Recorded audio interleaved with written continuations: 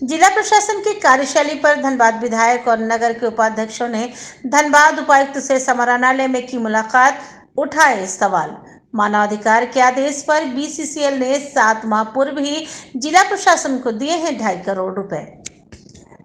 चिरकुंडा झिलिया नदी में 2018 में बाढ़ से तबाह हुए 111 पीड़ितों को मानवाधिकार के आदेश पर बीसीसीएल के द्वारा 7 माह पूर्व 2.5 करोड़ रुपए की राशि दिए जाने के बाद भी विस्थापितों को अभी तक आवास नहीं मुहैया करवाने से नाराज धनबाद विधायक और नगर उपाध्यक्ष के साथ दर्जनों महिला और पुरुष ने धनबाद उपायुक्त से मिलकर अपनी व्यथा सुनाई।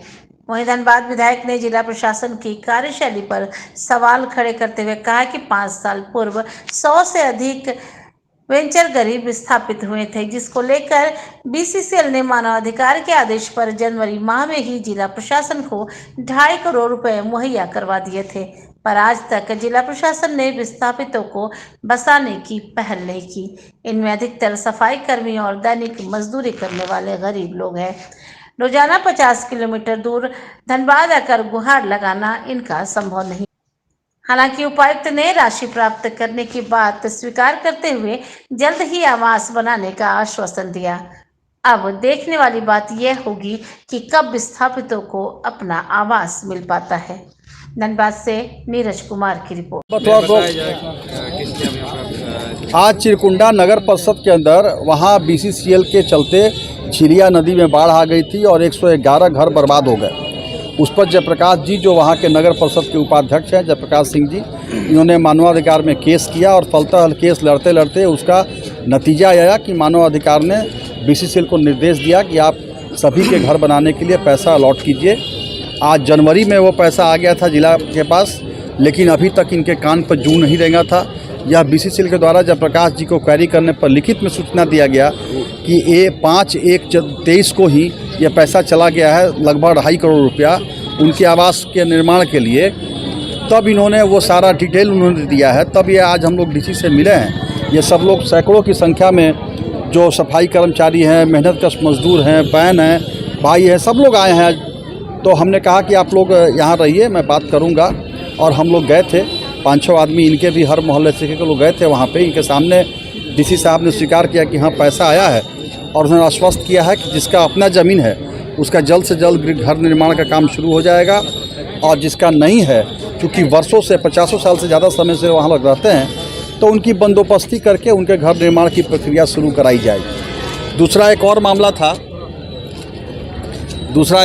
था कि वहाँ चिरकुंडा नगर परिषद के द्वारा पीने की पानी का टंकी का अलॉटमेंट हो गया था, और वहाँ टेंडर वगैरह सब फाइनल हो गया, लेकिन पता नहीं किस कारण से प्रशासन अभी तक ज़मीन अलॉट नहीं कराया है। दिशा की बैठक में भी ये मामला उठा था, निर्देश दिया कहते इसी को जल्द से जल्द उसको अलॉट कराइए, लेकिन आज तक वो ज़मीन अलॉट नहीं हुआ। उसके विषय में भी हम लोगों ने डीसी साहब को सारी बातें बताई हैं कि इतने किल्लत, पेयजल का इतना किल्लत है।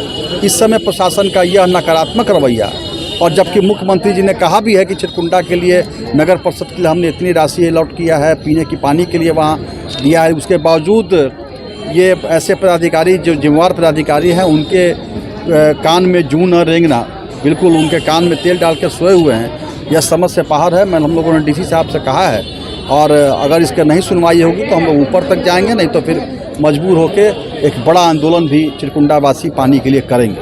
2018 में 26-27 जुलाई की मध्यरात्रि में बाढ़ आया, ओलावृष्टि थी। बीसीसीएल ने एक सद्भाव कंपनी को लाभ पहुंचाने के लिए बांध बना दिया नदी पर। पानी का फैलाव हो गया और अनेक हमारे जो भाई बहन हैं उनका घर डूब गया। मट्टी का दीवार था, विलोपित हो गया।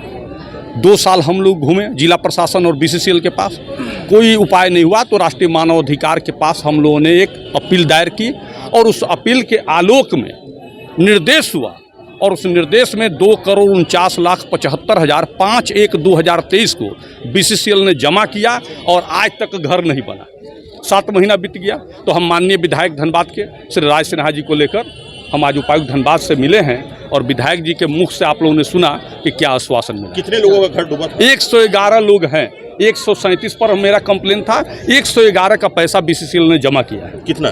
2,49,75,000 2,25,000 करके प्रधानमंत्री आवास बनता है। 400 स्क्वायर फीट का आवास है।